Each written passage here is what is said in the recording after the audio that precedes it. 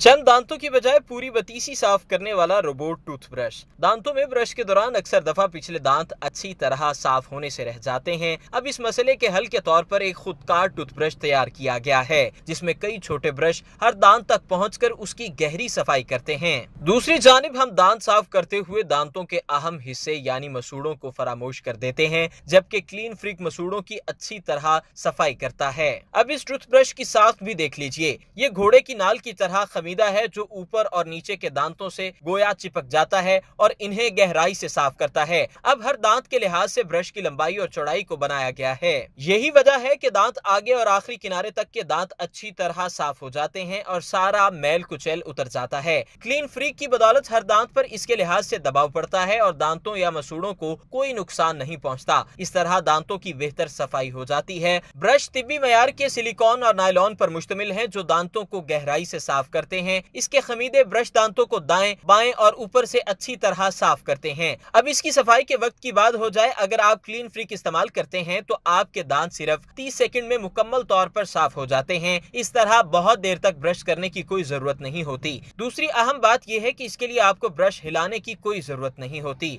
एक मरतबा चार्ज करने के बाद इसे आप 25 मरतबा दांत साफ कर सकते हैं। एक ब्रश की कीमत $99 है, जिसकी फरोख्त अनकरीब शुरू हो जाएगी। अगर आपने अभी तक हमारा चैनल सब्सक्राइब नहीं किया तो अभी सब्सक्राइब करें और बेल आइकॉन को क्लिक करके हमारी लेटेस्ट वीडियोस के बारे में अपडेट जानें।